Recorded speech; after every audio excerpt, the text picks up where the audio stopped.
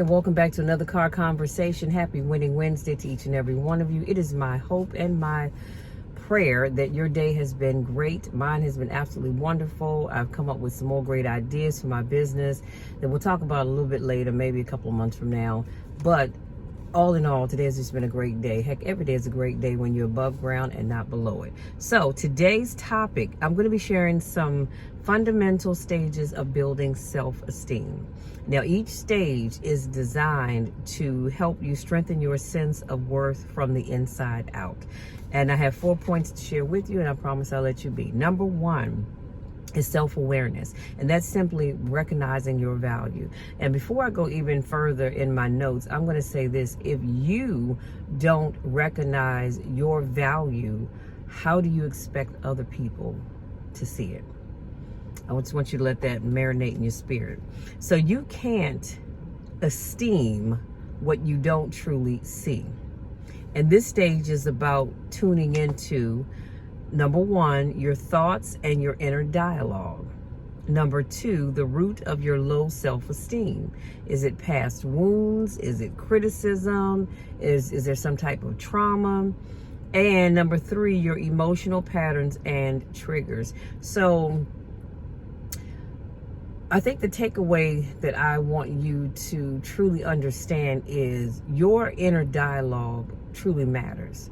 What are you saying to yourself when nobody else is around? And when I say your inner dialogue, I'm not necessarily talking about you having a conversation with people that we can't see, but I am talking about that conversation you have in your head. Like, do you tell yourself, hey, you'll never amount to anything because nobody in your nobody in your family has amounted to anything?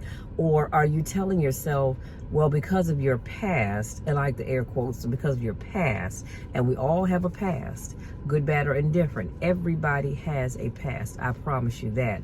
But are you telling yourself, because of your past, what makes you think that you can be a motivational speaker, or that you can be a high-priced attorney, or you can be a billionaire or millionaire or whatever? That inner dialogue, some of y'all need to work on that. That inner dialogue is why you can't get to the next level, because you don't even believe it. So if you don't believe it, how do you expect me to believe it? And I believe in all of you. Most of you I don't know, I've never met, probably never will meet in person, but I still believe that you can do anything that you put your mind to and you work hard for. And so here's your tip. Journal about how you talk to yourself. Are your thoughts kind or critical? Awareness is the first step to healing. And if you know me, then you know I love journaling. So this is where I need you to pull out your journal and write down the thoughts that you have about yourself. What are you saying about yourself? You know, are they kind thoughts or are they critical thoughts? Or do you sit and just pull apart everything that isn't going right in your life, or everything that you do wrong, every mistake you made? Are you doing that? I hope not. But if you are, put it in that journal, because as you go back and read the things that you've written previously, you'll see where you need to start making some changes. Number two, self-acceptance.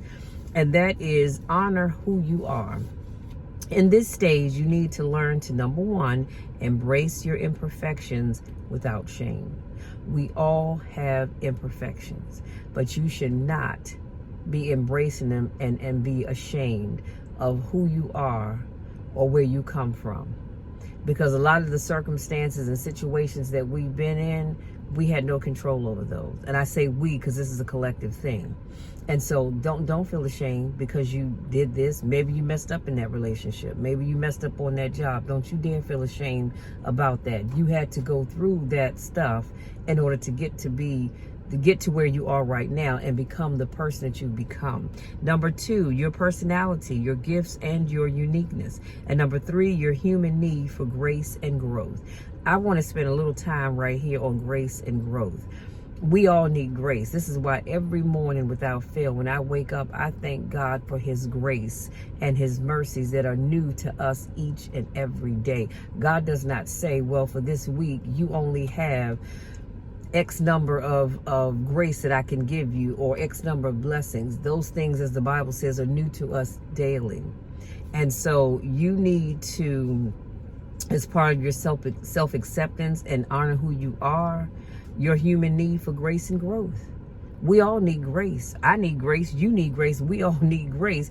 And living, a part of living is growing. Where you are right now is not where you were 5 years ago.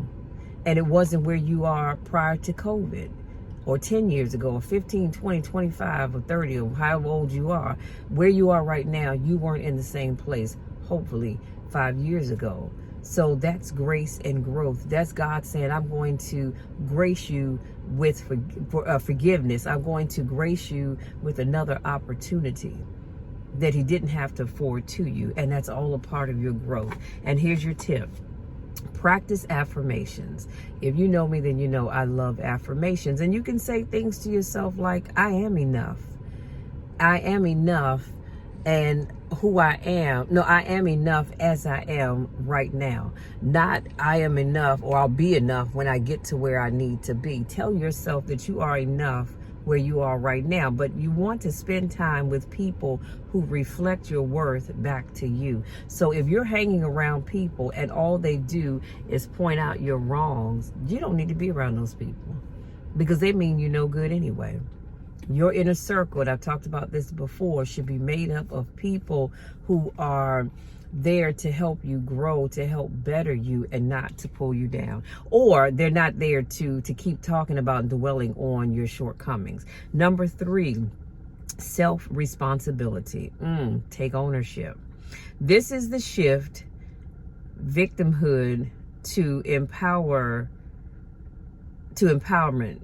This is the shift, victimhood to empowerment. So in this shift, you will begin to, number 1, take responsibility for your healing and growth. Come on now. Number 2, set boundaries and protect your peace. And number 3, make choices that align with your values and your goals. Let's unpack those really quickly. So take responsibility for your healing and your growth. You are responsible for your healing. You are responsible for your growth. And when you put those things in somebody else's hands, you set yourself up for failure. I am responsible for my healing. That means I need to do what I need to do in order to heal. That means I've got to spend time in my word. I've got to spend time with God, asking for forgiveness. And if I need some outside help, then I've got to go and seek counseling to overcome whatever it is that I'm dealing with. So you've got to take responsibility for your growth. You can't grow if you're not doing different things. On the job, if you want to grow into another position, then you might have to take some classes, get a certification, maybe even get a degree, but you've got to take responsibility for that. That's not on your supervisor or your coworkers to do. And then, what did I say? Set boundaries and protect your peace. Again, if you know me, then you know I'm all about boundaries. I have boundaries. That's why people that know me know that do not call me after 9 o'clock, because 9 times out of 10 I'm probably asleep, and if I'm not, I'm on my way. But you got to protect your boundaries and your peace. I refuse to allow anybody to come into my life and disrupt my peace. I refuse to do that. I'm not going to do that. So you can act an idiot. I was going to say something else, Lord, forgive me. But you can act an idiot if you want to.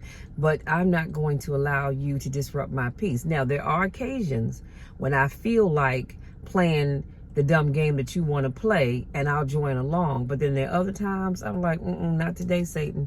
You will not disrupt my peace. So you got to make sure that you're not allowing people to come up into your life and disrupt your peace. And then number 3 was making choices that align with your values and your goals. You are responsible for making the choices that will get you to the next level. And if you're not doing that, you've got to take ownership, because you can only get to the next level by making the right choices. You know that if you don't spend time being consistent with your business, it's not going to grow. You can't just put out a video here and throw one over there and another one over there and think that you're going to build up your following, or you're going to get booked for speaking engagements or whatever it is that you're trying to do, because you're not doing your part. And so you've got to make the choices, again, that will align with your values and your goals. If your goal is to get out there and be seen by more people and get speaking engagements, maybe you're looking to get on somebody's podcast, whatever the case may be, you've got to make the right choices. And here's your tip. Build habits that support your worth. Say no when needed, and yes to what nourishes your soul. Again, I've talked about this before. You've got to stop being afraid to say no. It's all right to say no. You don't have to say yes to everything. I've had times where I had to say no, and it broke my heart to do it because I know that person needed the help, or they needed somebody to do whatever it was, but I just could not take on another thing. And I've always been that person like, sure, I'll do it, knowing full well that my plate was already full. But now I'm at a place that I don't have a problem saying no. And here's the thing. Sometimes I will just flat out say, no, I can't do it. But then other times I'll say, you know what, I don't mind helping you, but I can't do it right now. Give me a couple of weeks, or if we can start on that project next month, I'll be more than happy to do it for you. But it's all right to say no. Number 4, last but not least, is self-respect. Live like you matter. Can I say that one more time?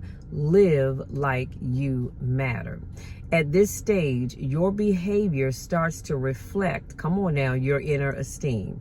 And you will, number 1, demand respect by giving it to yourself first. Number 2, set standards for how you are treated. And number 3, stop settling and start rising. Let's unpack that really quickly. So, demanding respect by giving it to yourself first. Again, if you don't respect you, you cannot expect other people to respect you if you don't respect yourself. That's not the way the world works. Now, just because you don't respect you, I'm going to respect you, because that's the way I was raised to treat people. But the world as a whole, no. If you don't respect yourself, they're not going to respect you. Number 2, setting standards for how you're treated. You teach people how to treat you. So if you let people talk to you sideways and you don't say anything about it, you don't address it, you don't say, look, hold up, wait a minute now, that's not acceptable. You are teaching them that it's okay to talk to you that way. If you are in a relationship and you allow your significant other to become physically and or verbally abusive towards you, and you don't leave that relationship, or you don't put your foot down and say, look, that is never to happen again, you're teaching them how to treat you. And they're saying, I can keep doing this because they're not going to do anything. They're not going to go anywhere. You better set the standard for how people treat you. And here's the other thing really quickly. People treat you based on how they see you treating yourself. So if you treat yourself like crap, what do you think the world's going to do? And then stop settling and start rising. Too many of us are settling in many areas of our life, and it's time to stop it. We are in this refining season. Make sure you get your journal. But we're in this refining season where we are going to rebuild what we have allowed ourselves and others to tear down. And so we're going to stop settling. We're not settling for that mediocre relationship. We're not settling for that job that has no growth potential. And every time you want to take on something new, you're being told, oh, it's not in the budget, or we can't do that right now. Or they don't mind giving you that task. They're just not going to pay you for it. We're not settling anymore. Okay. Now here's your tip. Don't just think highly of yourself. Act like it. Walk in rooms with your head held high. I need to say that one more time. Don't just think highly of yourself. Act like it. And you need to walk into rooms with your head held high. Let me tell you something. It wouldn't matter to me if I don't know what the heck I'm talking about. I'm going to walk in that room with my chest lifted, because I like to talk about my chest. Y'all see I'm getting my pecs back together, but I digress. I'm going to lift my chest. I'm going to hold my head up. And I'm going to walk in that room acting like I know what the heck I'm talking about. Because sometimes you do have to fake it till you make it.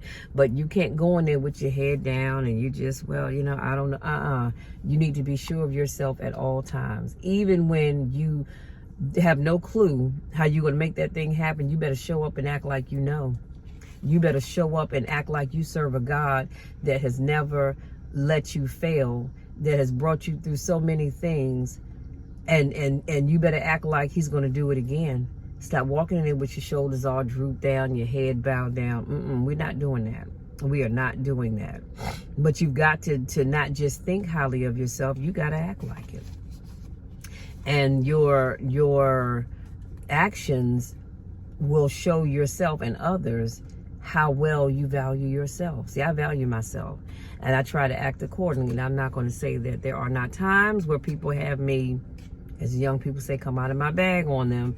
Every now and then you have to, because you got to let people know that they cannot just disrespect you. But for the most part, honey, I think highly of myself and I act accordingly. Okay, y'all, that's it. That's all I have. Thank you so much for giving me just a little bit of your time to speak life into you, to motivate and encourage you. If you're new to my channel, please make sure you subscribe, tap the bell, and don't forget to give this video a thumbs up, and be sure to share it with somebody that you know needs some help with their self-esteem. Because guess what? At some point in life, we all get a little low. Our tank gets a little low in the self-esteem area, and we need a little something, a little word to help us, to help pick us up and get back on track with where we should be. Okay? If this is not your first rodeo, I want to say welcome back.